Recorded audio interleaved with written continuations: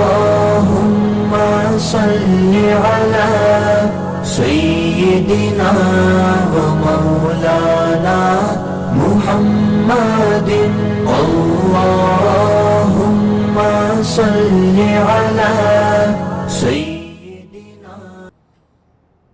بسم الله الرحمن الرحيم.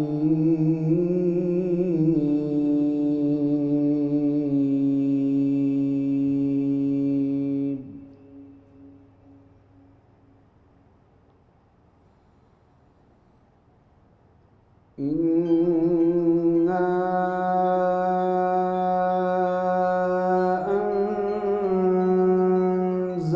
أنزلناه في ليلة القدر.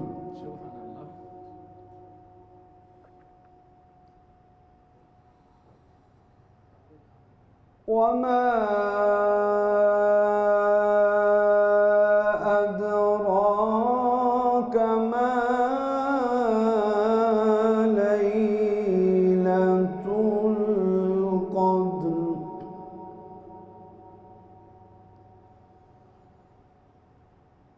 ليلة القدر خير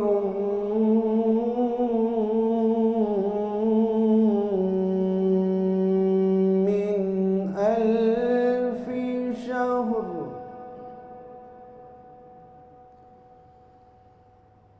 تنزل الملائكة والروح فيها بإذن ربهم من كل أمر. بسم الله الرحمن الرحيم. إنا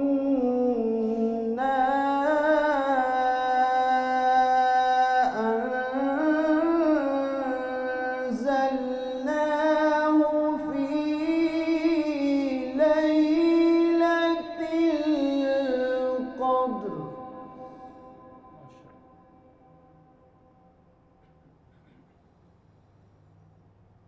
وما أدراك ما ليلة القدر. ليلة القدر خير من 1000 شهر.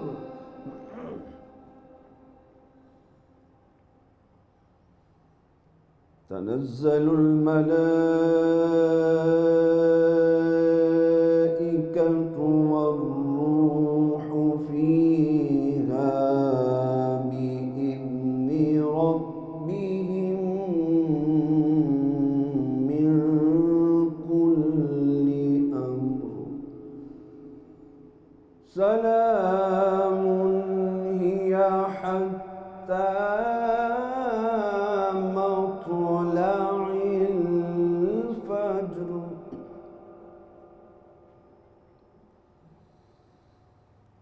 تنزل الملائكة والروح فيها بإذن ربهم من كل أمر. سلام.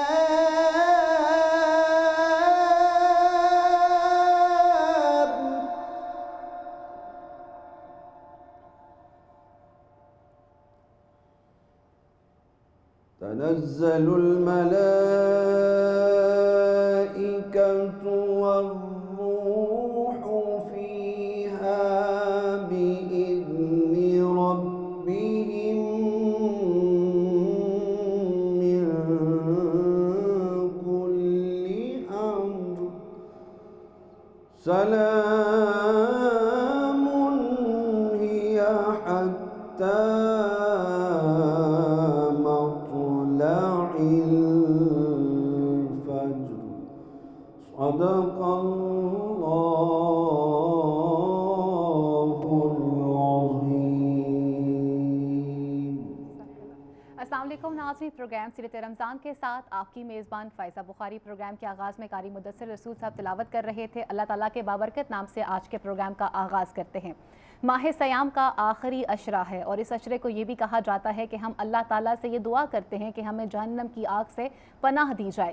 ہمارے لیے ماہ سیام بہت برکتیں لے کر آتا ہے۔ اللہ تعالیٰ نے اس مہینے کو اتنی فضیلت عطا کی ہے کہ اس مہینے میں کی جانے والی کوئی بھی عبادت جو ہے اس کا دگنا ثواب دیا جاتا ہے، بلکہ اس مہینے میں اگر آپ کوئی نیکی کرنے کا ارادہ بھی کرتے ہیں، کوئی عبادت کرنے کا ارادہ بھی کرتے ہیں تو اس کا ثواب آپ کو دگنا ہو کر ملتا ہے۔ ماہ سیام کی اتنی فضیلت ہے کہ اللہ تعالیٰ اس مہینے میں آپ کے لیے، ہم سب کے لیے جہنم کے دروازوں کو بند کر دیتے ہیں اور جنت کے دروازوں کو کھول دیا جاتا ہے اور شیاطین کو جکڑ دیا جاتا ہے، اور ارشاد فرمایا جاتا ہے کہ اے ایمان والو، ہم نے تم پر روزے فرض کر دیے ہیں جیسے کہ تم سے پہلی قوموں پر فرض کیے گئے تھے، تاکہ تم متقی ہو سکو اور پرہیزگار ہو سکو۔ اور متقی کس طرح سے ہونا ہے، پرہیزگار کس طرح سے ہونا ہے، سیرت رمضان میں ہم یہ کوشش کرتے ہیں کہ ہم اپنا تزکیہ نفس کر سکیں، اور روزانہ ایک نئے موضوع کے ساتھ آپ کی خدمت میں حاضر ہوتے ہیں اور اس موضوع کے ذریعے جاننے کی کوشش کرتے ہیں کہ احکامات خداوندی کیا ہیں اور اس حوالے سے احادیث نبوی کیا کہتی ہیں اور ہم اپنی اصلاح کس طرح سے کر سکتے ہیں۔ ماہ سیام کی یہی برکتیں ہیں کہ جہاں پہلا عشرہ ہمارے لیے رحمت لے کر آتا ہے اور دوسرا عشرہ ہمارے لیے مغفرت لے کر آتا ہے، وہیں تیسرا عشرہ ہمارے لیے جہنم کی آگ سے پناہ لے کر آتا ہے۔ اور اسی عشرے کی ایک فضیلت اور بھی ہے اور وہ ہے طاق راتیں۔ اللہ تعالیٰ نے طاق راتوں کو جو ہے وہ مخفی کر دیا ہے اور اس کو ڈھونڈنا جو ہے اب وہ ہمارے ذمہ لگا دیا جاتا ہے۔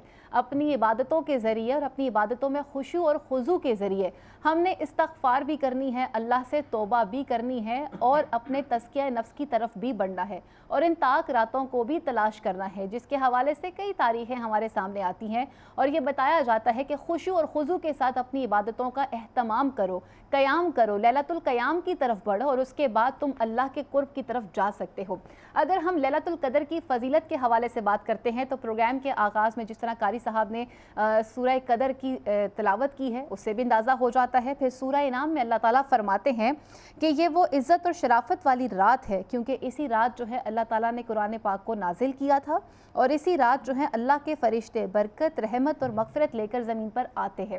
یہ وہ رات ہے کہ جس کا مطلب اگر ہم احادیث کی طرف کر دیکھیں تو یہاں تنگی والی رات بھی اس کو کہا جاتا ہے، اور تنگی سے مراد یہ ہے کہ اس رات زمین پر آسمان سے ملائکہ اس طرح نازل ہوتے ہیں کہ تنگی اختیار ہو جاتی ہے اور ملائکہ اس قدر برکتیں لے کر زمین کی طرف آ رہے ہوتے ہیں۔ پھر اسی رات کی یہ بھی فضیلت ہے کہ اس رات میں ہماری تقدیر کے فیصلے کیے جاتے ہیں، یعنی کہ کاتب تقدیر ہماری تقدیر کو لکھ بھی رہے ہوتے ہیں اور اس پہ تصدیق مہر بھی لگائی جا رہی ہوتی ہے کہ ہماری زندگی کتنی ہوگی، ہماری موت کے حوالے سے کیا فیصلہ کیا جائے گا، رزق کا فیصلہ کس طرح سے کیا جائے گا۔ اسی لیے کہا جاتا ہے کہ ماہ سیام میں اللہ تعالیٰ سے معافی بھی مانگنی چاہیے، اور بالخصوص جب بات آ جاتی ہے طاق راتوں کے حوالے سے تو اللہ کے حضور گڑ گڑا کے اپنے تمام تر گناہوں کی معافی بھی مانگنی چاہیے اور اپنے لیے بہتری کو بھی طلب کرنا چاہیے۔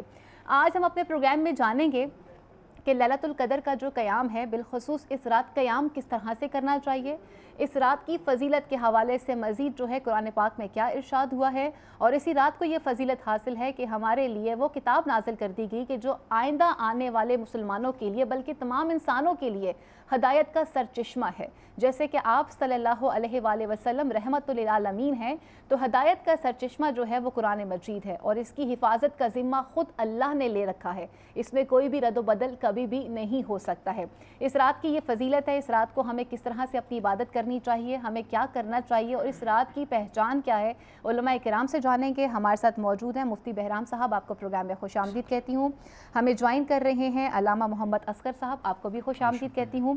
ہمیں جوائن کر رہے ہیں قاری مدثر رسول صاحب جو کہ نعت خوانی کا فریضہ بھی سر انجام دیں گے، آپ کو بھی خوش آمدید کہتی ہوں۔ اور دوسری جانب پر ہمارے ساتھ تشریف رکھتی ہیں نگہت آسمہ صاحبہ، آپ بھی نعت خوان ہیں، آپ کو بھی آج کے پروگرام میں خوش آمدید کہتی ہوں۔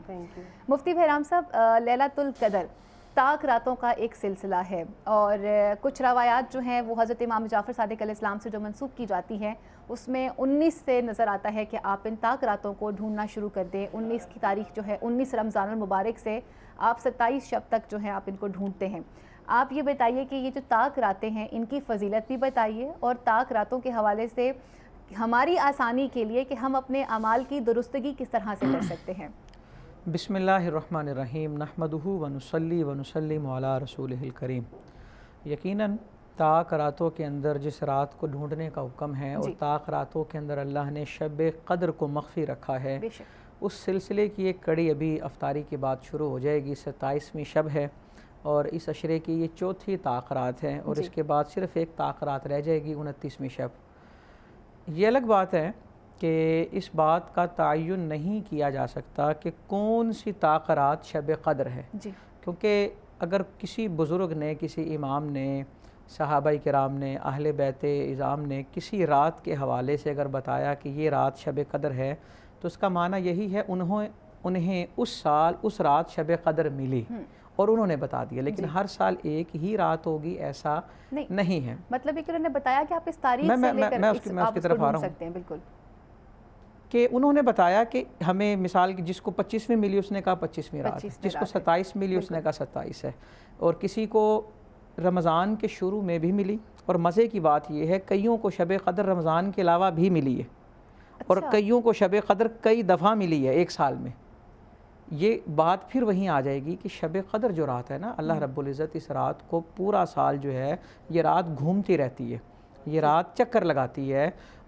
असल मकसद ये है कि बंदा जब मेहनत करता है तो अल्लाह रब्बुल इज़्ज़त उसे उसका सिला अता करता है। देखें, अच्छा, बहुत से अहबाब ये कहते हैं कि ये 27वीं शब होती है, और वो जिन चीज़ों से इस बात को कहते हैं वो कहते हैं सूरह क़द्र में लफ्ज़ लैलतुल क़द्र इसके 9 अल्फ़ाबेट्स हैं और लैलतुल क़द्र 3 दफ़ा आया। वो 9 को 3 से मल्टीप्लाई करते हैं, वो कहते हैं ये 27 इसका आंसर है। और फिर इन्ना अंज़लनाहु फ़ी लैलतिल क़द्र अगर वर्ड काउंट करें तो जहाँ पे सलामुन के बाद हिया कि ये फजर तक सलामती वाली रात है, तो लफ्ज़ हिया जो है ये प्रोनाउन है, तो हिया लफ्ज़ भी अगर काउंट करें 27 नंबर पे आता है। तो इस तरह कुछ कहते हैं कि ये 27वीं शब है, लेकिन 27वीं शब को ही अगर ख़ास कर दिया जाए तो फिर बाकी ताक रातें कहाँ जाएंगी। तो हमने हर ताक रात में काम करना। और देखें, जिस तरह आपने भी आयत का तर्जमा पढ़ा कि अल्लाह रब्बुल इज़्ज़त फरमाता है फ़रिश्ते उतरते हैं। किस लिए उतरते हैं? इंसानों की ज़ियारत करने। हज़रत जिब्राईल फ़रिश्तों के जमात के साथ उतरते हैं, और ये फ़रिश्ते वो हैं जो सिदरतुल मुंतहा पे बैठे हैं और हज़रत जिब्राईल आते हैं। रिवायतों में आता है कि हज़रत जिब्राईल और तमाम फ़रिश्ते तमाम मोमिनीन को सलाम करते हैं, उनके लिए दुआए मग़फ़िरत करते हैं, और हत्ता कि हज़रत जिब्राईल अलैहिस्सलाम हर बंदा मोमिन से मुसाफ़हा भी करते हैं। और उसकी सरदार और उसकी अलामत क्या? अगर शब क़द्र को शब बेदारी करते हुए किसी की आँख से बेख्तियार आंसू निकल जाएं, रोंगटे खड़े हो जाएं, जिस्म नरम हो जाए, तस्कीन तारी हो जाए, वो समझ जाए कि हज़रत जिब्राईल उससे मुसाफ़हा कर रहे हैं और वो कबूलियत की घड़ी है और दुआ मांगनी चाहिए। और बड़े मज़े की बात वो देखें, एक हदीस पाक के अंदर आया, उसका मफ़हूम ये है अल्लाह रब्बुल इज़्ज़त को तस्बीह की आवाज़ से ज़्यादा, तस्बीह और तहलील की आवाज़ से ज़्यादा गुनाहगारों के रोने और सिसकियों की आवाज़ पसंद है। ये कितनी शानदार ये हदीस है कि अल्लाह को तस्बीह की आवाज़ इतनी पसंद नहीं जितना गुनाहगार का रोना, हिचकियाँ और सिसकियाँ पसंद है, अपने गुनाह पर शर्मिंदा होना। और देखें, फ़रिश्तों से बढ़कर सजदा करने वाला कोई नहीं, फ़रिश्तों से बढ़कर रुकू करने की सलाहियत भी किसी में नहीं। जो क़याम में हैं, अज़ल से हैं, अबद तक हैं। फ़रिश्ते जैसी इबादत तो कोई कर ही नहीं सकता। लेकिन वो कौन सी इबादत है, वो क्या चीज़ है जिसे फ़रिश्ते देखने के लिए आते हैं और फिर वो देख कर कहते हैं या अल्लाह तूने सच कहा था कि तू जानता है, हम नहीं जानते। वो चीज़ क्या है उसको समझना है। वो चीज़ पता क्या है? मकसद सजदा देखना नहीं है, मकसद रुकू देखना नहीं है, मकसद कुरान की तिलावत नहीं है। मकसद ये अल्लाह कहता है देखो फ़रिश्तों, इंसान है, रात सोने के लिए बनाई है, रात को नींद आती है, लेकिन नींद कुर्बान करके मेरे लिए उठ के बैठा हुआ है। फ़रिश्तों, तुम्हें तो भूख लगती ही नहीं है ना, खा ही नहीं सकते, इसे भूख लगती है, लेकिन इसके बावजूद मेरे लिए नहीं खा रहा। कि इंसान फ़रिश्ते से अफजल क्यों हुआ? गुनाह पर कुदरत के बावजूद वो गुनाह नहीं कर रहा। फ़रिश्तों की तो कुदरत ही नहीं ना, वो तो उसके अंदर आते ही नहीं। तो ये चीज़ देखने के लिए फ़रिश्ते उतरते हैं और कहते हैं या अल्लाह सुबहान तेरी कुदरत है। और बड़ा खूबसूरत इमाम फ़खरुद्दीन राज़ी रहमतुल्लाहि ताला अलैह ने लिखा, वो कहते हैं तफसीर कबीर में कि हज़रत इब्राहीम अलैहिस्सलाम को जब उस आग के अंदर भेजा ना, तो अल्लाह ने उस आग को कहा ठंडी हो जा। और ठंडा किस तरह किया? उन्होंने तफसीर में लिखा, हदीस लाते हैं कि 7 फरिश्ते आए जन्नत से और उन्होंने आकर हज़रत इब्राहीम को सलाम कहा, और 7 फरिश्तों की सलाम की बरकत से नारे नमरूद ठंडी हो गई।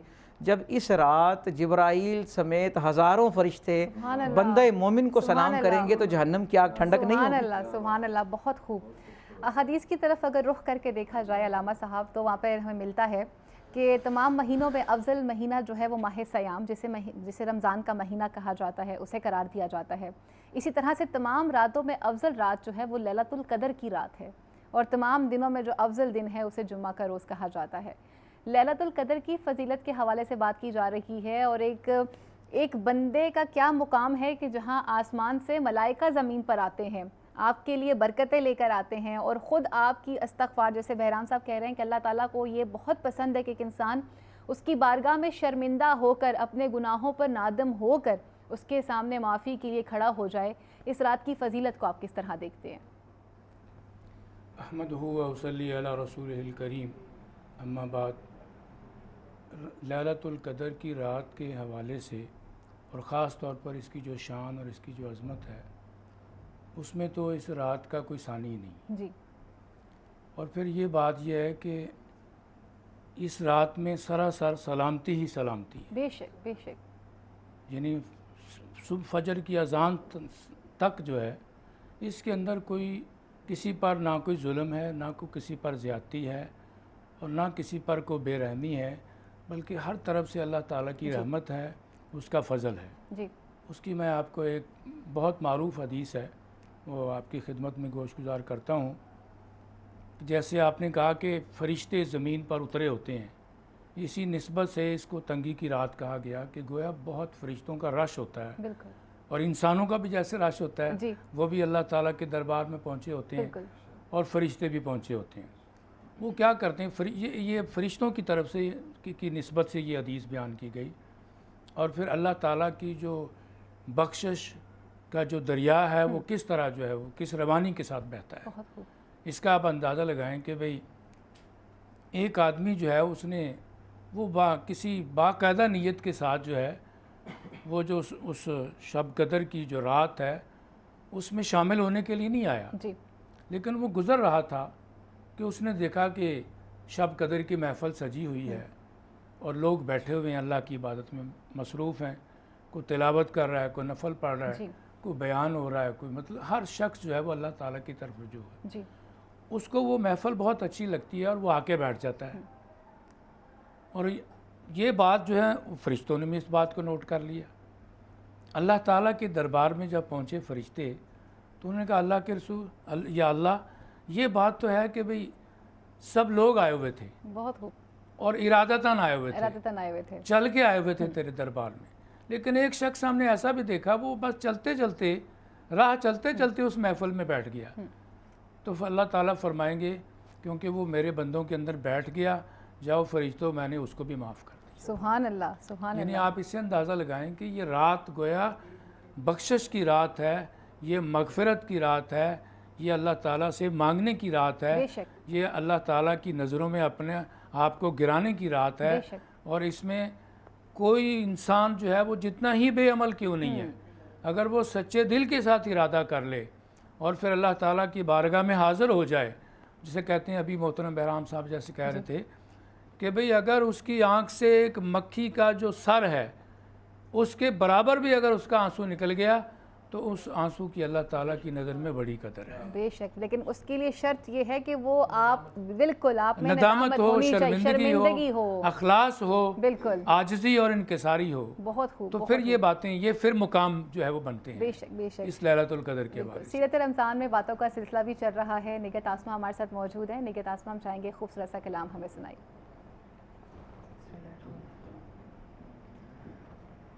زندگی یاد مدینہ میں گزاری ساری، زندگی یاد مدینہ میں گزاری ساری، عمر بھر کی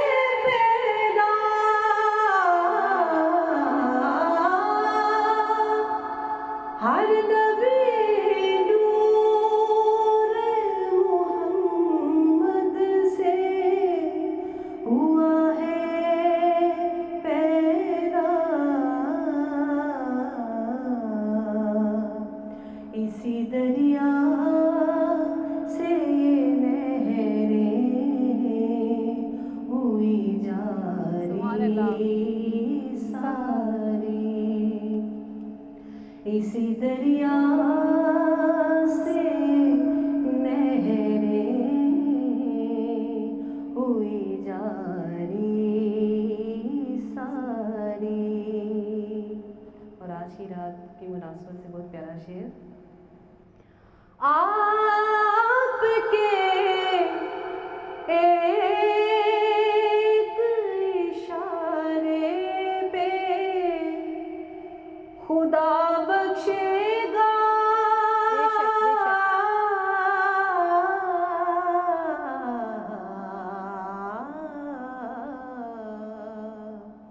بس آپ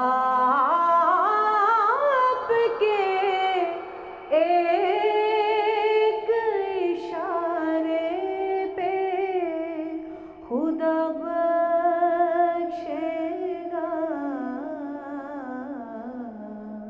تو پھر بات بن جائے گی، بات بن جائے گی، بات بن جائے گی محشر میں ہماری ساری.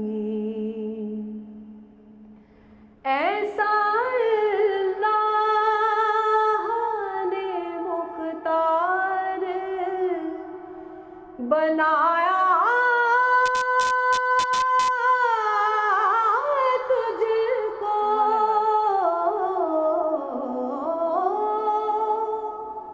ایسا اللہ نے مختار بنایا تجھ کو. رب کی مخلوق ہوئی تیری بھیکاری ساری. رب کی مخلوق ہوئی تیری بھیکاری ساری. ہوں گے دنیا میں کئی اور سہارے ساجد،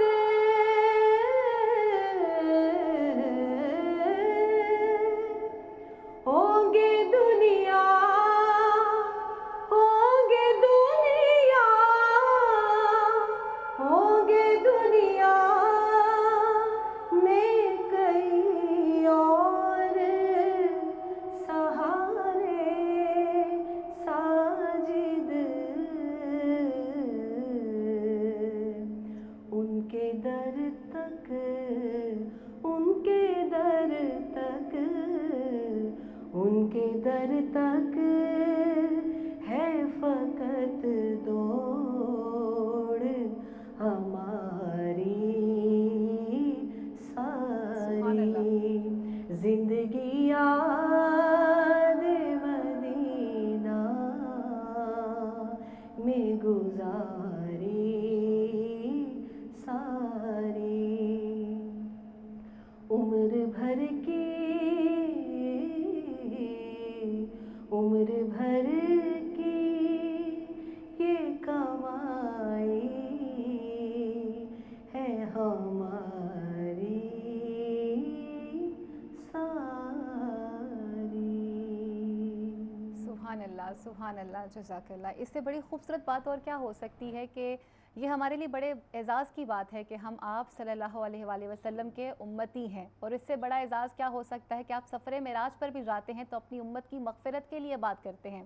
پھر آپ جب راتوں کو اٹھ کر قیام کرتے ہیں تو آپ وہاں پر بھی اپنی امت کی مغفرت کے لیے رو رو کے اللہ کے حضور دعائیں مانگتے ہوئے نظر آتے ہیں. یہ ہمارے لیے بہت بڑے اعزاز کی بات ہے. مفتی صاحب، ہمارے آقا دو جہان حضرت محمد مصطفیٰ صلی اللہ علیہ وآلہ وسلم اپنی امت کے لیے مغفرت کی دعا مانگتے ہیں. جب سفر معراج پر جاتے ہیں وہاں پر بھی مغفرت کی دعا مانگتے ہوئے نظر آتے ہیں. اور آج کی رات جیسے آپ بتایا کہ کچھ ٹائم بعد جو ہے ہم اس رات کی طرف بڑھ جائیں گے جہاں پر ہم نے ایک تاک رات کا قیام بھی کرنا ہے. اس رات کی فضیلت جیسے آپ نے بیان کی ہے، آج کی رات ہماری عبادت کس خشوع اور کس خضوع سے ہونی چاہیے، کس طرح سے اہتمام کرنا چاہیے، آپ کیا کہیں گے اس حوالے سے؟ बिस्मिल्लाहिर्रहमानिर्रहीम। देखें जी, जिस तरह ये जो बात हो रही है मग़फ़िरत की, जिस तरह आपने कहा कि आका सल्लल्लाहु अलैहि वसल्लम ने हर वक्त उम्मत के लिए दुआए मग़फ़िरत की है जी। तो हमें भी चाहिए, हम अल्लाह से दुआए मग़फ़िरत करते हैं, इस्तिग़फ़ार करते हैं, मांगते हैं। हुज़ूर अलैहिस्सलातु वस्सलाम इस कदर इस्तिग़फ़ार करते और आपने फरमाया कि मेरे इस्तिग़फ़ार का सबब ये है अफ़ला अकूनु अब्दन शकूरा, कि मैं अल्लाह का शुक्रगुज़ार बंदा बनना चाहता हूँ। तो हम मग़फ़िरत मांगते हैं तो हमें इस रात ये भी देखना चाहिए ना कि हमने माफ़ करना भी है, माफ़ी के तलबगार तो हैं, तो हमने भी तो माफ़ी देनी है ना। करो मेहरबानी तुम अहले ज़मी पर, खुदा मेहरबान होगा अर्शे बरी पर। अम्मा आयशा रज़ी अल्लाह ताला अन्हा ने अर्ज़ किया कि अल्लाह के नबी सल्लल्लाहु अलैहि वसल्लम, अगर मुझे शब क़द्र मिल जाए तो मैं क्या करूँ इस रात में, इस रात का वजीफ़ा क्या है? सबसे बड़ा अमल, और अल्लाह ने हुजूर को जवामिउल कलिम अता की है। जवामिउल कलिम ये मौजज़ा है कि अल्फाज थोड़े हैं, उनकी अगर शरह करें तो क़यामत आ जाएगी, तफसील उनकी ख़त्म नहीं होगी। ये अल्लाह ने हुजूर को जवामिउल कलिम अता की है। तो हुजूर अलैहिस्सलातु वस्सलाम फरमाने लगे हज़रत अम्मा आयशा रज़ी अल्लाह अन्हा से कि अगर ऐसा हो तो आपने कहना है अल्लाहुम्मा इन्नका अफ़ुव्वुन तुहिब्बुल अफ़्व फ़अफ़ु अन्नी, ऐ अल्लाह तू दरगुज़र करने वाला है, तो दरगुज़र को पसंद करता है, ऐ अल्लाह मुझे माफ़ फरमा। डायरेक्ट भी तो कहा जा सकता है अल्लाह मुझे माफ़ फरमा, लेकिन पहले तमहीद बांधी जा रही है। रब की सिफत अफू दरगुज़र को पुकारा जा रहा है, अल्लाह तू माफ़ करता है, और पसंद किसको करता है? माफ़ करने वाले को। इसका मतलब ये है रब से माफ़ी मांगने वाला माफ़ करे पहले और कहे या अल्लाह तेरे कहने पर मैंने भी माफ़ कर दिया है, तेरी रज़ा के लिए माफ़ कर दिया है। तो सिर्फ मस्जिद में जाएँ नफल अदा करें नहीं, इससे काफ़ी किफ़ायत नहीं होगी। हुकूकुल्लाह अदा करने हैं, लेकिन हुकूकुल इबाद पहले हैं, बंदों के मामलात पहले हैं। हुज़ूर अलैहिस्सलातु वस्सलाम ने फरमाया अल्लाह का शुक्र अदा नहीं कर सकता आदमी जब तक बंदों का शुक्र अदा ना करे। आपने फरमाया तुम में से अल्लाह के यहाँ बेहतर वो है जो अपने अहल के लिए बेहतर है। बरतरी का मायार, बेहतरी का मायार ये है ना। तो इसी तरह हमें चाहिए कि सबसे पहले हम अपना तज़किया करें, अपने दिल के अंदर जो ऐब हैं, बुराइयाँ हैं, नक्स हैं, उनको निकालें। उसके लिए एहतिसाब ज़रूरी है, मुहासबा ज़रूरी है। और बड़ा खूबसूरत वो शेर है ना बहादुर शाह ज़फ़र का कि निगाह ऐब गिरी से जो देखा अहले आलम को, कोई काफिर, कोई फासिक, कोई ज़िंदगी अकबर था, मगर एहतिसाब नफ्स पर जब दिल हुआ माइल, हुआ साबित कि हर फर्जंद आदम मुझसे अफजल था। तो हमें इस चीज़ को देखना होगा कि हम क्या हैं, और इस लेवल पे भी जाने के लिए ना एक मुशक्क़त की ज़रूरत है कि जहाँ पर आपको ये फील होना शुरू हो जाए कि दूसरा बंदा मुझसे अफजल है और नकाइस तो मेरे अंदर ही पाए जाते हैं। बिल्कुल ऐसा ही है, ये एक मुशक्क़त का काम है। बिल्कुल ऐसा है, और हमें हर बंदे को अफजल समझना होगा। हज़रत शेख अब्दुल कादिर जिलानी रहमतुल्लाहि तआला अलैह फरमाते हैं कि दुनिया में कभी भी अपने से बड़े को ना देखो, हसरत पैदा होगी जो फिर नाजायज़ मुतालबे करेगा। बिल्कुल। और दीन के अंदर कभी अपने से नीचे को ना देखो। दीन में हमेशा ऊपर देखना चाहिए और दुनिया में हमेशा नीचे देखना चाहिए। अब रात शुरू होगी, कोई भी रात 5 ताक रातों में से कोई भी रात कदर वाली हो सकती है, लेकिन हमने हर रात की कदर करनी है। सहाबाई किराम फरमाते हैं कि कदर शब कदर उसी को मिलेगी जो साल भर की रातों पर नज़र रखेगा। भी जिसे खोटे का पता होगा, खरे में फ़र्क और खोटे में फ़र्क तभी होगा ना जब दोनों चीज़ें जानता होगा। जिसे असल का पता होगा, नकल का पता होगा, वही दोनों में फ़र्क कर सकता है ना।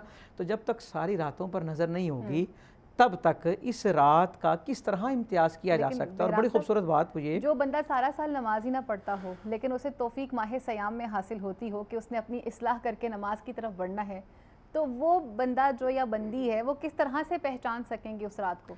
देखें, अल्लाह रब्बुल इज़्ज़त जब तौफीक देता है ना, अल्लाह रब्बुल इज़्ज़त जब तौफीक देता है, फिर वो उसी लम्हे अगर बंदा चाहे एक दिन के अंदर वो मकाम हासिल कर ले जो कईयों को दर्जनों बरस की इबादत से हासिल नहीं होता। लेकिन नीयत ये है मारिफत कि उसने वो किस तरह उसको देखा और किस तरह उसको अपनाया। मारिफत बहुत ज़रूरी है। अब इस तरह बात हो रही है कि शब कदर के अंदर इंसान साल भर की रातों पर नज़र रखे, और सिर्फ रातों पर नज़र न रखे, वो अपने ऊपर भी नज़र रखे। बसा का क्या होता है, कुछ लोग नवाफिल अदा कर रहे होते हैं और साथ साथ वो ये भी सोच रहे होते हैं मैं अकेला पढ़ रहा हूँ और कोई नहीं पढ़ रहा। हालांकि नहीं, ये लोग जो सो रहे हैं वो सोए रहे हैं, मेरा और अल्लाह का मामला है, मैंने उसको छुप कर करना है। और कई दफ़ा होता है कि नफल छुपाने का हुक्म है। हम सुबह आके बता रहे होंगे मैंने रात 15 नफल पढ़े हैं, 30 पढ़े हैं, 20 पढ़े हैं, वो कहेगा मैंने 40 पढ़े हैं।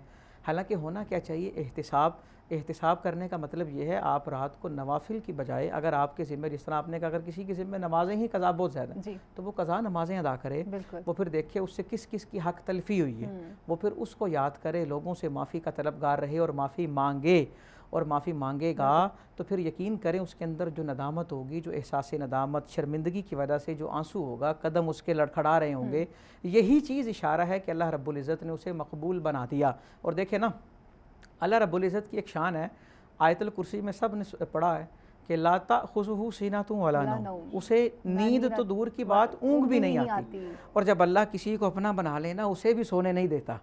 تو بعض اوقات اس کا معنی یہ ہے کبھی کبھی رات کو ہم سوئیں اور آنکھ کھل جائے, نیند نہ آ رہی ہو نا, تو دوائی کھانے کی بجائے ایک لمحے کے لیے سوچا کریں کہ اللہ نے بلایا تو نہیں ہے, اس نے توفیق دی ہو بھی اٹھ بندے مجھ سے مانگ میں عطا کرتا ہوں, بندے میری طرف آ میں دیتا ہوں.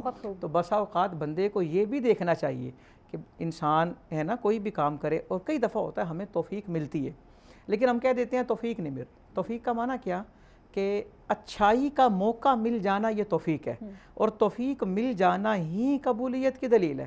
لہٰذا شب قدر آئے, 27ویں رات ہے یا کوئی بھی آگے 29ویں رات آئے, طاق رات آئے, تو ہم یہ نہ سوچیں بیٹھے رہیں کہ توفیق ملے گی. بیٹھے رہنے سے توفیق نہیں ملتی. ایک آدمی سڑک پہ کھڑا ہو جائے اور کہ جی اللہ چاہے گا تو میں کراس کر لوں گا, ایسا نہیں ہوگا. ہمیں سبب دار الاسباب میں رہتے ہیں, ہمیں سبب کرنا ہوگا, ہمیں حرکت کرنی ہوگی, پھر اللہ سے برکت کی دعا کرنی ہوگی. اور یہ تمام تر چیزیں بتا کر نا حجت تمام کر دی جاتی ہے. اب آگے آپ کے اوپر آتا ہے کہ اب آپ نے اس کو پریکٹیکلی کیسے کرنا ہے. اور جہاں آپ نے بات کی کہ عبادتوں کے حوالے سے خشوع خضوع بھی بہت ضروری ہے. علامہ صاحب, طاق راتوں سے پہلے ہم دیکھتے ہیں کہ سلسلہ جو ہے نا وہ اعتکاف کا بھی شروع ہو جاتا ہے. کچھ لوگ جو ہیں وہ 20 رمضان المبارک کو اعتکاف کی طرف بڑھتے ہیں, اور کچھ لوگ جو ہیں وہ 27 سے اپنا اعتکاف بھی اختیار کرتے ہیں. آپ اعتکاف کی فضیلت کے حوالے سے کیا کہیں گے, اور آج جو لوگ قیام کر رہے ہوں گے اعتکاف کے لیے, جو کر چکے ہوں گے کیونکہ عصر تک کا وقت ہوتا ہے, تو کیا کہیں گے آپ اس حوالے سے؟ بسم اللہ اول و آخر. گزارش یہ ہے اس معاملے میں کہ اعتکاف جیسی اعلیٰ ترین عبادت جو نا وہ صرف اسلام کے اندر ہے. اتنے بڑا جو ہے وہ عمل ظاہری طور پہ وہ چھوٹا چند دنوں پہ یا چند گھنٹوں میں محیط ہوتا ہے, لیکن اس میں جو انسان کو اللہ تعالیٰ سے جو کچھ ملتا ہے, اس کی جو عطائیں ملتی ہیں, ان کا شمار نہیں کیا جا سکتا. اس سے آپ اندازہ لگا لیں کہ آپ کوئی بھی عبادت ہے جی وہ اس میں اشتراک ہے, مشترک ہے, اجتماعیت بھی ہے, اس میں انفرادیت بھی ہے. آپ اکیلے بھی نماز پڑھ سکتے ہیں, جماعت کا ٹائم ہے تو جماعت کے ساتھ پڑھیں. پھر یہ نہیں کہ ہر وقت آپ مسجد میں بیٹھے رہیں, آپ اپنے گھر میں بھی جائیں, اپنے بیوی بچوں سے ملیں, ان کے اقتصاب, ان کے رزق کا اہتمام بھی کریں, ان کی خوشی غمی کا آپ خیال رکھیں, اور اللہ کی عبادت بھی ساتھ کریں. لیکن یہ جو اعتکاف والی عبادت ہے یہ ایک واحد عبادت ہے کہ جس میں اللہ تعالیٰ کا منشا یہ ہے, اللہ تعالیٰ چاہتے یہ ہیں, بلکہ اللہ کا حکم یہ ہے. نبی محترم علیہ الصلوۃ والسلام کا طریقہ اور آپ کی سنت مبارکہ یہ ہے کہ بھی آپ سب کچھ چھوڑ کے اللہ تعالیٰ کے پاس چلے جائیں, اللہ کے ساتھ رابطہ کر لیں. آپ اپنے بیوی بچوں کو چھوڑ دیں, اپنے گھر بار کو چھوڑ دیں, اپنے کاروبار کو چھوڑ دیں, ایون یہ کہ احباب کو چھوڑ دیں, رشتہ داروں کو چھوڑ دیں. اور اس سے بھی بڑی بات آپ دیکھیں, اگر ایون یہاں تک کہ اگر کوئی فوت بھی ہو جاتا ہے, کوئی قریبی عزیز ہے, کوئی فوت ہو گیا, تو معتکف جو ہے وہ جنازے کے ساتھ نہیں جا سکتا, کیونکہ اس نے اپنے آپ کو اللہ تعالیٰ کے حوالے کر دیا ہوا ہے, اللہ تعالیٰ کے ساتھ اپنا ایک مضبوط تعلق بنا دیا ہوا ہے. اب اللہ تعالیٰ کی ذات کے ساتھ وہ جڑ چکا ہے, بس اس کے علاوہ اس کی اور کوئی سرگرمی نہیں ہے. اس لیے کہتے ہیں کہ اعتکاف میں جو ہے انسان کو اپنے جو خیالات ہیں اس کی طہارت کا خیال رکھنا چاہیے, اپنی جسامت کی جو طہارت ہے اس کا خیال رکھنا چاہیے, اپنے عمل میں خشوع اور خضوع رکھنا چاہیے, خشوع خضوع رکھنا چاہیے, اور اس میں زیادہ سے زیادہ جو ہے وہ قرآن کریم کی تلاوت کرنی چاہیے. یہ ہمیں جو کچھ لیلۃ القدر کی رات جو ملی ہے, اعتکاف جیسی اعلیٰ ترین عبادت جو ملی ہے, وہ قرآن مجید کے نزول کی وجہ سے ملی ہے. اس لیے اس میں زیادہ سے زیادہ قرآن مجید کی تلاوت کرنی چاہیے, اس کے معنی اور اس کو مفہوم کو سمجھنے کی کوشش کرنی چاہیے, اور آئندہ اپنی ساری زندگی جو ہے قرآن و سنت کے مطابق گزارنے کا انسان کو پختہ ارادہ اور تہیہ کرنا چاہیے۔ بہت خوب، بہت خوب۔ اور یہ ماہ سیام جو ہے یہ پریکٹیکلی ہم لوگوں کو آگے بڑھ کر پرفارم کرنے کے حوالے سے تیار کرنے کے لیے اللہ تعالیٰ نے یہ مہینہ نصیب کیا ہوا ہے کہ جہاں پر ہم اپنی اصلاح کرتے ہیں، پھر اس کے بعد ہم نے پریکٹیکلی کیسے پرفارم کرنا ہے، یہ اس مہینے کی فضیلت کی وجہ سے ہے۔ قاری مدثر صاحب ایک خوبصورت سی نعت ہو جائے۔ سائے میں تمہارے ہیں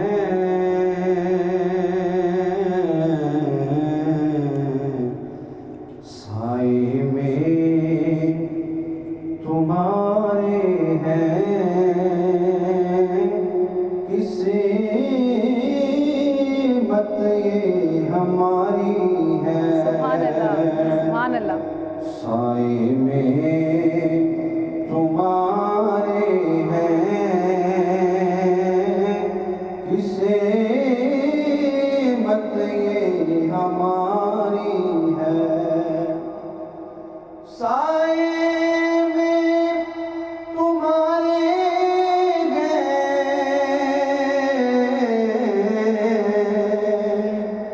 قسمت یہ ہماری قربان دل و جاں ہے کیا شان تمہاری ہے قربان دل و جاں ہے کیا شان تمہاری اور کیا پیش کروں تم کو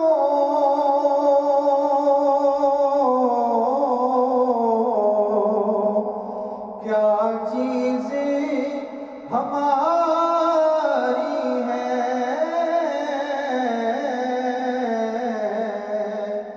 کیا چیزیں ہماری ہیں کیا پیش کروں تم کو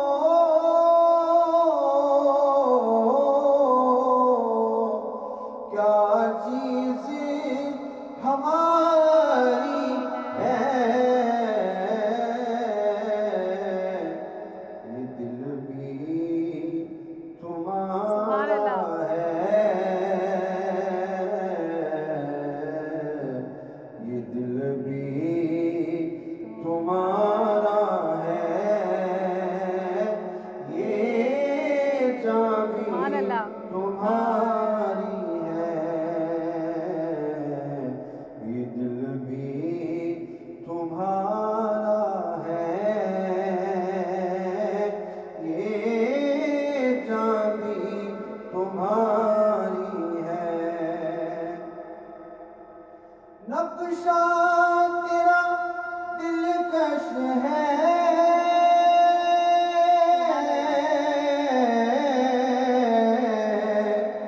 صورت تیری پیاری ہے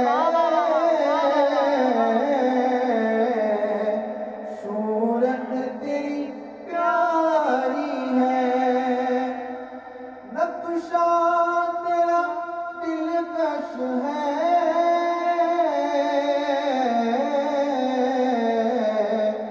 صورت تیری پیاری ہے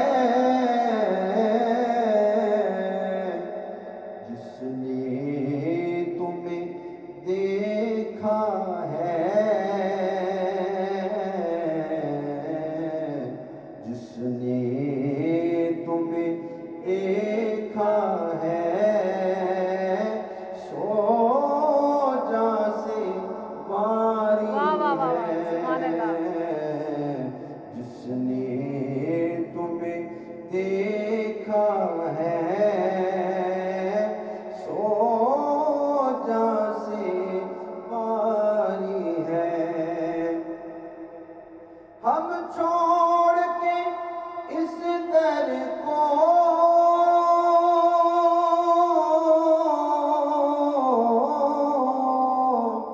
جان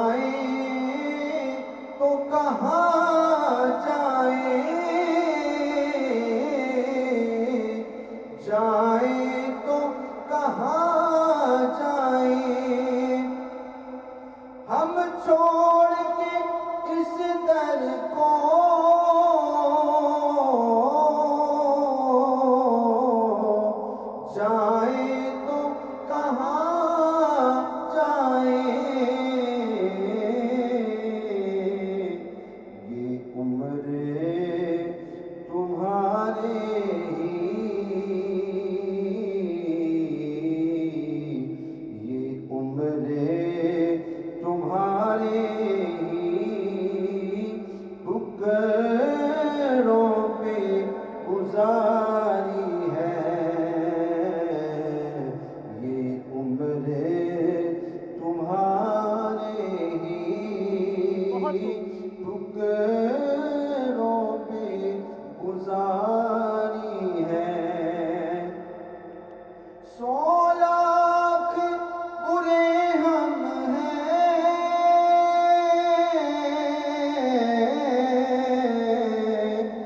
کہلاتے تمہارے ہیں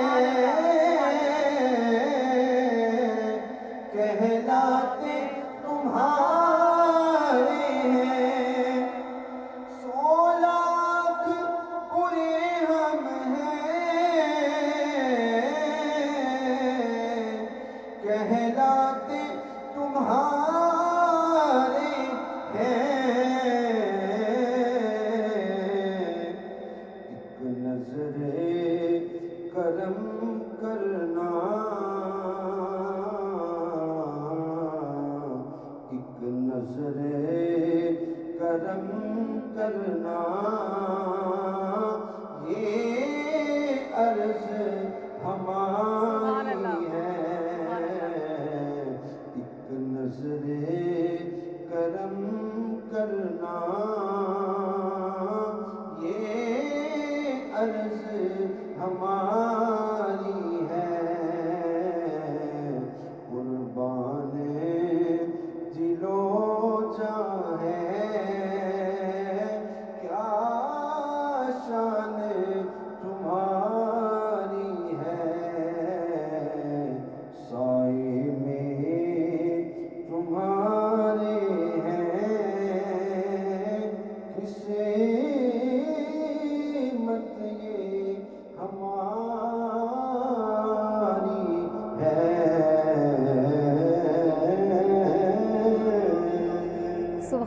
سبحان اللہ بہت ہی خوبصورت کلام، اور ہمارے لیے بات بہت فخر کی ہے کہ ہمارے پاس آپ صلی اللہ علیہ وآلہ وسلم اور ان کی آل جو ہیں ہمارے پاس وہ وسیلہ ہیں کہ جن کے ذریعے ہم اپنے لیے مغفرت مانگ سکتے ہیں. اور آج طاق راتوں کے حوالے سے بات کی جا رہی ہے.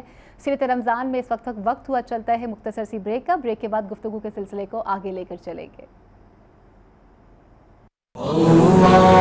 اللهم صل على سيدنا ومولانا محمد اللهم صل على سيدنا.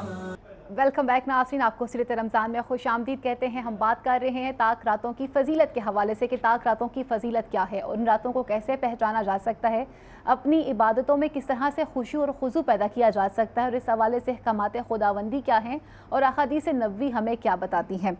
بیرام صاحب، جہاں آپ نے اپنی گفتگو کا سلسلہ روکا تھا جس میں بات کی جا رہی تھی کہ اب صورتحال یہ بن چکی ہوتی ہے کہ ہم اپنے نوافل جو ہیں وہ صبح اٹھ کر ان کا ذکر کر رہے ہوتے ہیں، کتنے نوافل ادا کیے اتنے نوافل ادا کیے.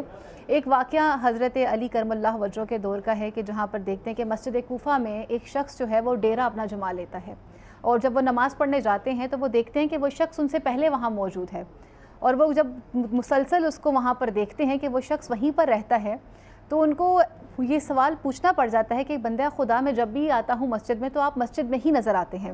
اور جب ارد گرد کے لوگوں سے بھی پوچھا جاتا ہے تو وہ یہی بتاتے ہیں کہ یہ شخص آ چکا ہے اور اپنا بسیرا اس نے مسجد میں ہی کر لیا ہے. اور جب اس شخص سے پوچھا جاتا ہے کہ بندہ خدا تیری تمام تر کیا کام مصروفیات ختم ہو چکی، تم نے کیوں اپنا ڈیرہ یہاں جما لیا، تو شخص نے عرض کی کہ اس طرح سے میں اپنے ساری ذمہ داریوں سے سبک دوش ہو چکا ہوا ہوں، جو شاید میں نے اپنی اولاد کے حق ادا کرنے تھے وہ بھی ادا کر دیے، میں نے جو اپنا مال و متاع تقسیم کرنا تھا وہ بھی میں کر چکا ہوا ہوں، تو اب مجھے یہ لگتا ہے کہ میں اب اپنی زندگی اللہ کے کام کے لیے وقف کر سکتا ہوں. تو آپ نے اسے کہا کہ آپ فوری طور پہ مسجد سے نکل جائیں. آپ کو یہ کس نے کہہ دیا کہ آپ نے اپنے تمہارے سارے حقوق جو ہیں وہ ادا کر دیے ہیں، بلکہ بہت سے لوگ ایسے ہیں، بندہ خدا ایسے ہیں کہ جن کے لیے آپ کو قدرت نے وسیلہ بنا رکھا ہے اور آپ نے ان کی خدمت کرنی ہے. آپ صرف مجھے نماز کے وقت ہی مسجد میں نظر آئیں گے، اس کے علاوہ آپ مسجد میں مجھے نظر نہیں آ سکتے ہیں. اور جب ہم خشوع اور خضوع کی بات کر رہے ہیں کہ عبادتوں میں خشوع بھی ہونا چاہیے، خضوع بھی ہونا چاہیے، تو یہ کیسے ممکن ہوگا کہ ہم اپنے تزکیہ نفس کی طرف بھی بڑھیں اور اپنی عبادتوں میں خشوع اور خضوع بھی لے کر آئیں؟ دیکھیں یہ بڑی خوبصورت بات کی کہ انسان اگر اپنی ذمہ داریوں سے راہ فرار اختیار کرتا ہوا وہ کہے میں اللہ کی بارگاہ میں آ گیا ہوں، تو اللہ کی بارگاہ میں وہ مقبول نہیں ہے. اسی سلسلے میں اور اسی تناظر میں تو کہا جاتا ہے نا کعبہ کس منہ سے جاؤ گے غالب، کہ انسان بسا اوقات خاص رات ہے، بالکل ایک بندہ وہ کہتا ہے جی میں نے مسجد میں جانا ہے، شب بیداری کرنی ہے، لیکن یہ اس کے لیے فرض نہیں ہے۔ اس کے لیے فرض کیا ہے؟ ہو سکتا ہے کہ اس پر ایسا کام فرض ہو کہ اس کا گھر میں رہنا مسجد جانے سے زیادہ بہتر ہو۔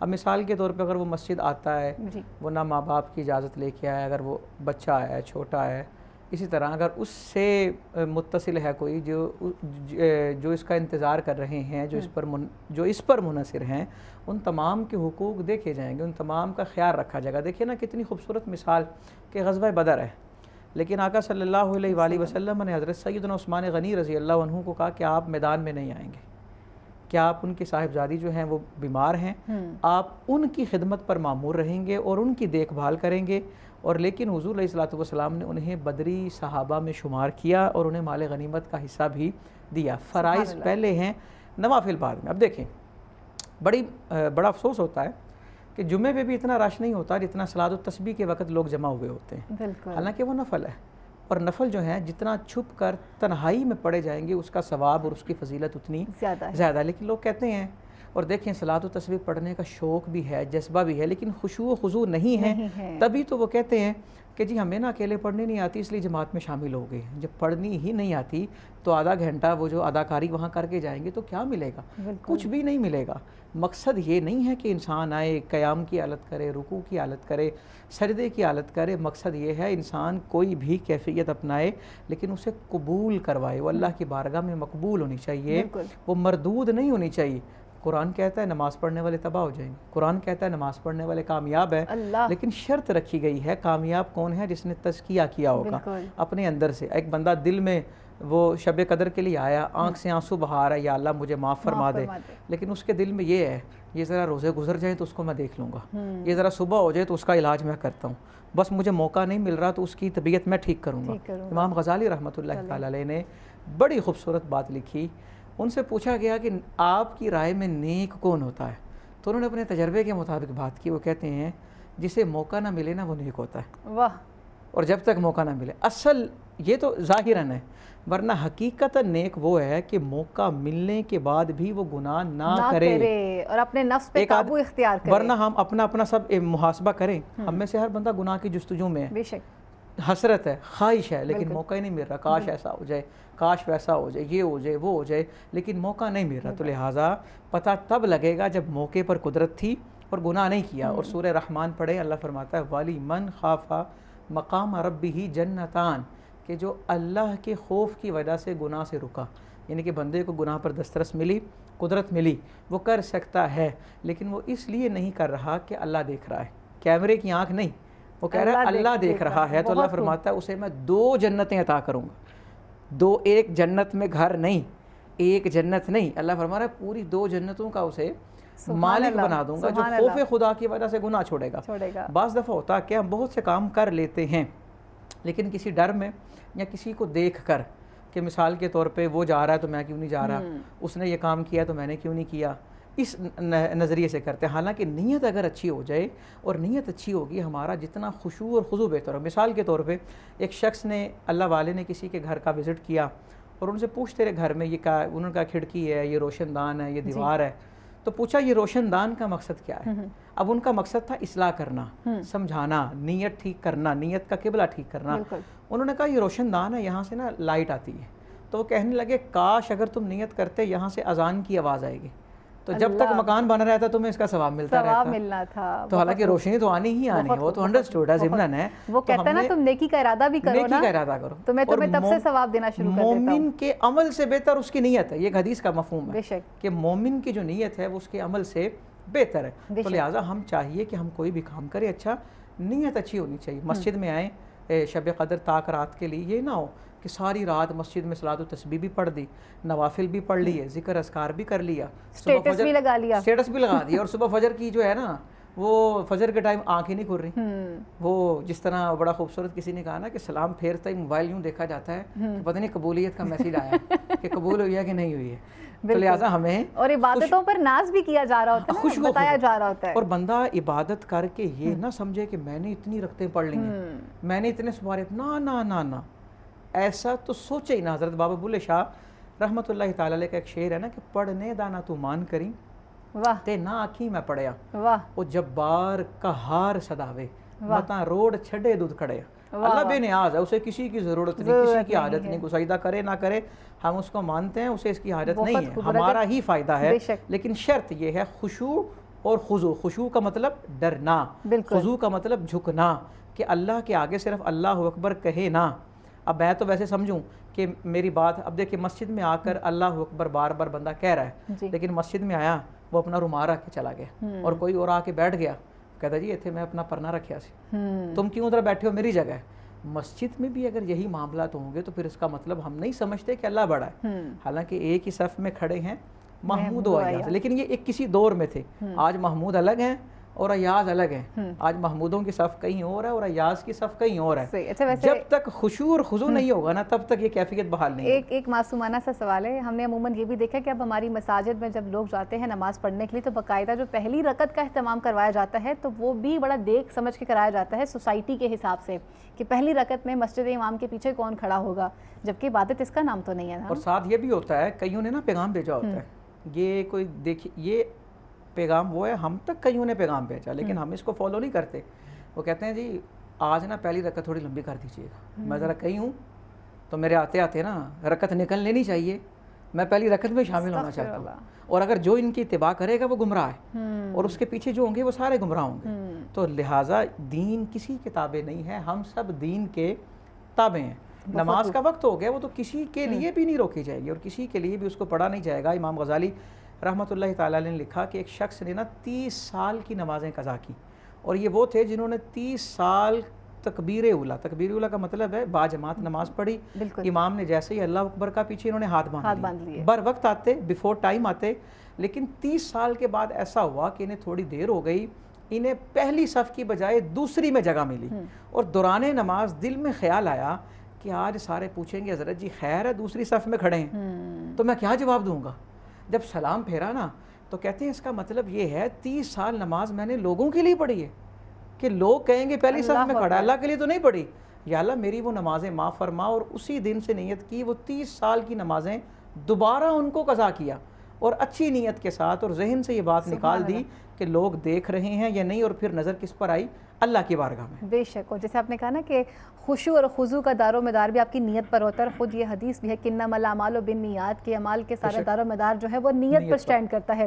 اور پھر جیسے آپ نے کہا کہ ہم نے کیسے یہ سوچنا ہے کہ ہم نے دوسروں کو اپنے نفس پہ کس طرح سے قابو پانا ہے یا دوسروں کو کس طرح سے معاف کرنا ہے, تو پھر حدیث پہ یہ بھی نظر آتا ہے کہ پہلوان وہ شخص نہیں کہ جو میدان میں دوسروں کو پچھاڑ دے, بلکہ پہلوان وہ شخص ہے کہ جو غصے کے وقت اپنے نفس پر قابو رکھے. اور یہی تو سب سے بڑا درس ہے کہ آپ نے اپنے ہاتھ اور زبان کی اذا سے دوسرے مسلمان بھائی کو یا دوسرے کسی شخص کو کس طرح سے بچانا ہے.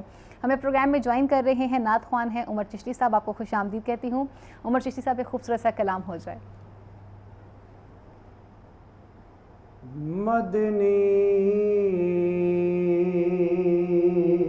مدنی مدینے والیا, سبحان اللہ.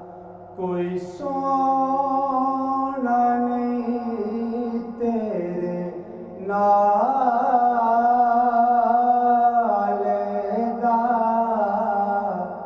سارا زمانہ ہے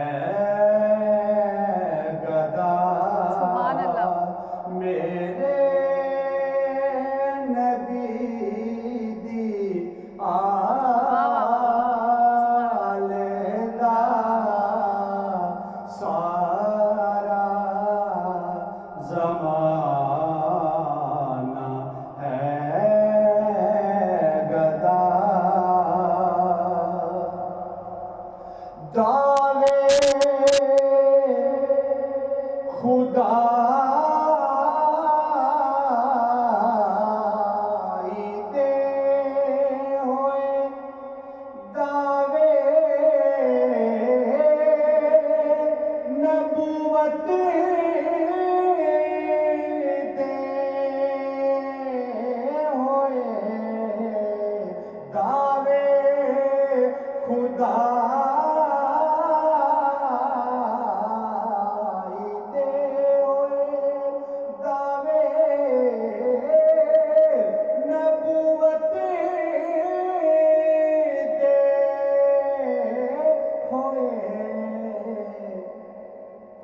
کسے نہیں کہا میں حسین، واہ واہ واہ واہ، سبحان اللہ سبحان اللہ، پر کسے نہیں کہا واہ واہ، میں حسین سبحان اللہ، اج رتبہ زہرا کیا کہنے کیا کہنے،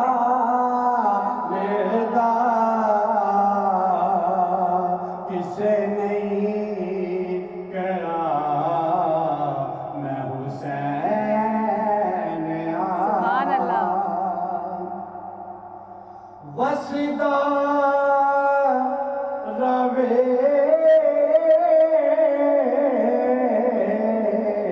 سیدہ ددر آہا، آباد روے حیدر کیا کہنے، ددر سبحان اللہ، وسدا روے سیدہ ددر آباد روے حیدر ددر انج نہیں کوئی لجپال بے شک، بے شک، جی میں اے گھرانہ پالدا،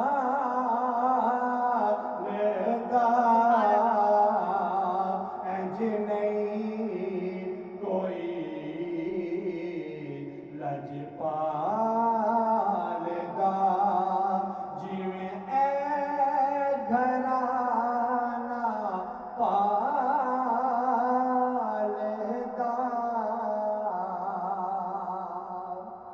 جگ کھاوے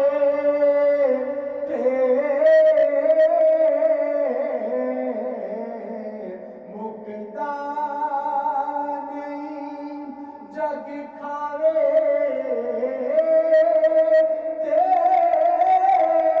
رکدا نہیں، کوئی روکے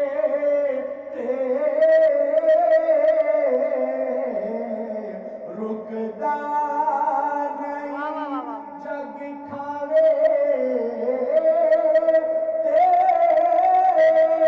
مکدا نہیں،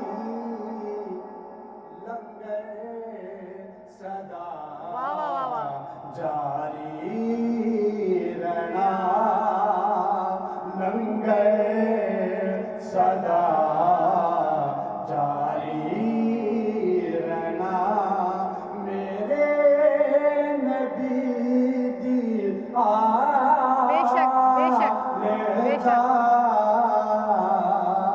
لنگر صدا جاری رہنا، میرے نبی دی آلدا، مدنی مدینے والیا، کوئی سونا نہیں تیرے نالدا، سارا زمانہ ہے گدا، سبحان اللہ، میرے نبی دی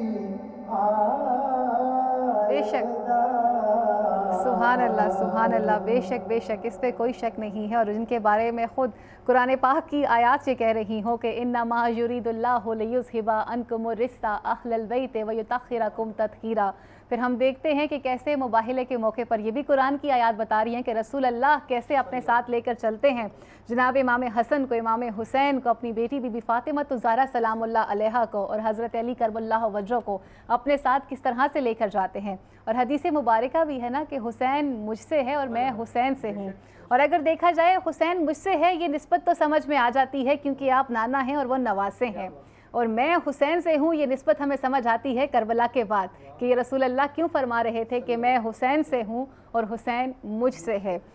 طاق راتوں کا سلسلہ اگر ہم اس پہ بات کر رہے ہیں، اور پھر وہی بات آ جاتی ہے کہ یہ ہماری خوش نصیبی ہے کہ اللہ تعالیٰ نے ہمیں آپ صلی اللہ علیہ وآلہ وسلم کا امتی بنایا، پھر یہ بھی خوش نصیبی ہے کہ آپ کی آل کو اور آپ کو ہمارے لیے وسیلہ بنا دیا۔ ہم نے اپنی عبادتوں میں خوشی اور خضوع بھی پیدا کرنا ہے، لیکن علامہ صاحب انتہائی افسوس سے کہنا پڑتا ہے کہ آج اگر ہم نظر ڈالتے ہیں جہاں پر کوششیں ضرور کی جاتی ہے کہ صفیں بڑھا لی جائیں، لیکن خشوع اور خضوع اس میں نظر نہیں آ رہا ہوتا۔ آج مساجد بھری ہوئی ہوں گی، کل بھی مساجد میں رش کافی دیکھنے کو نظر آئے گا، لیکن جیسے ہی یہ ماہ صیام ختم ہو جاتا ہے مسجد سے نمازی بھی غائب ہو جاتے ہیں۔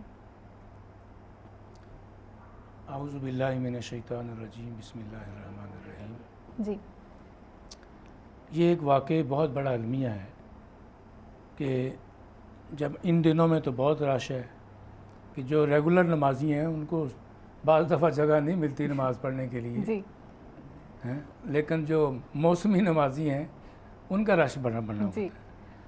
میرے سامنے اس کی کئی ایک یہ ریزنز ہیں سمجھ لیں، یا کئی ایک اس کے حل ہیں، یا اس کی کہ ایسا کیوں ہوتا ہے۔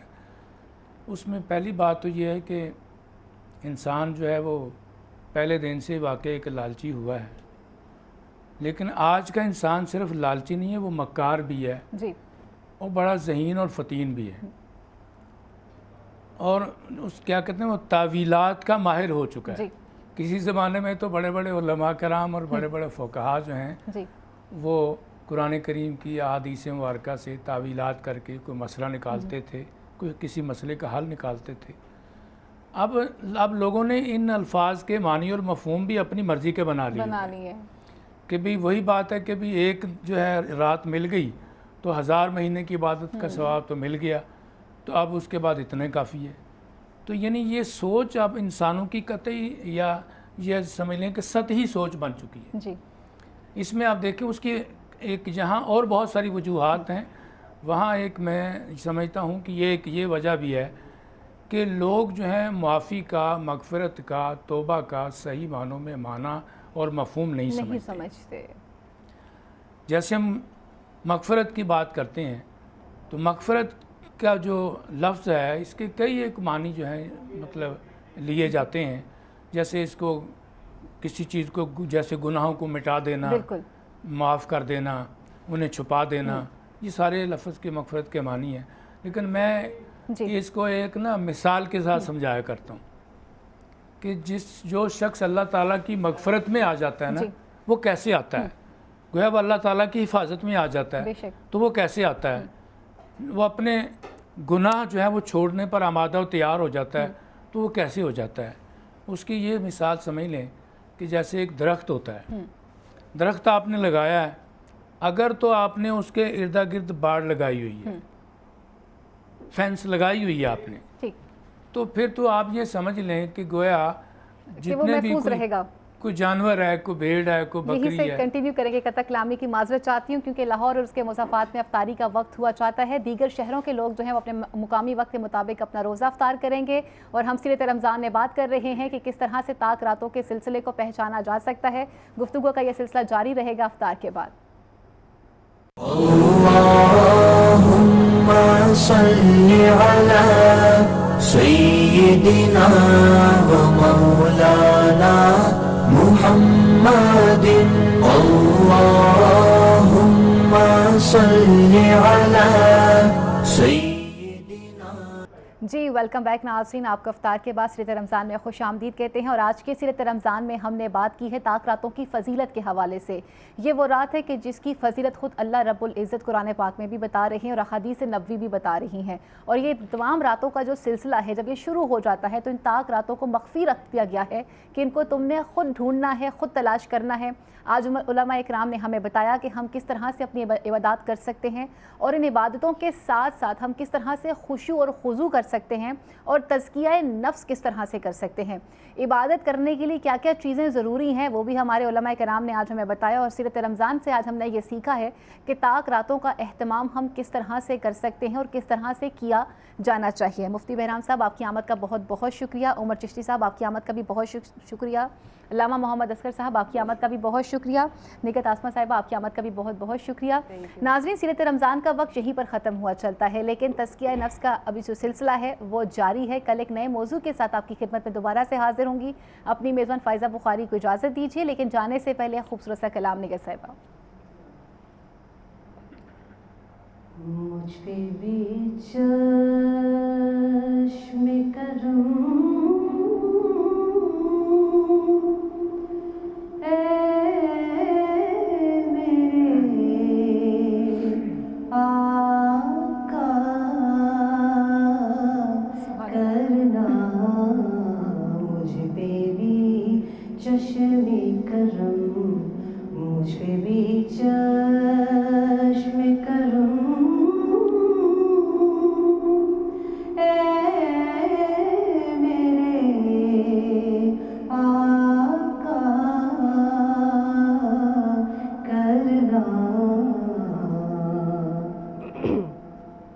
حق تو میرا بھی ہے نا، حق تو میرا بھی ہے، حق تو میرا بھی ہے، رحمت کا تقاضا کرنا، مجھ پہ بھی چشم کرم، تو کسی کو بھی اٹھا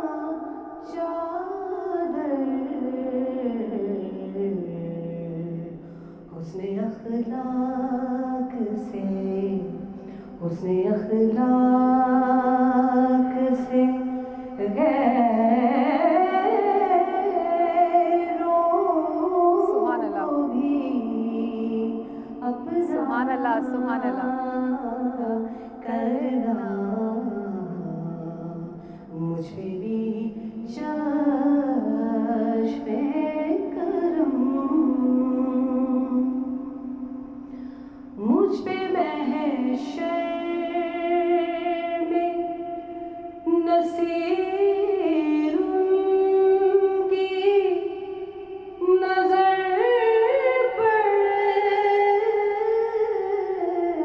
ہی گئی،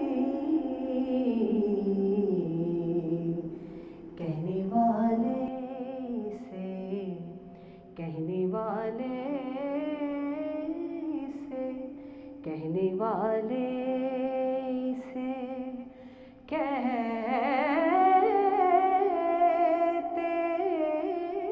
ہیں خدا کا کرنا، مجھ پہ بھی چشم کرم اے میرے آقا کرنا،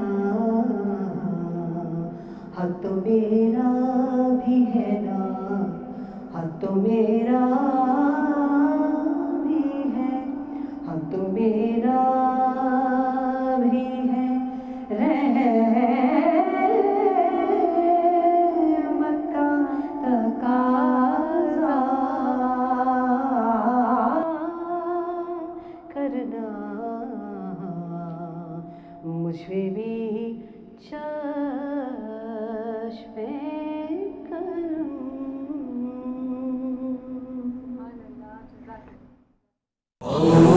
اللهم صل على سيدنا ومولانا محمد، اللهم صل على سيدنا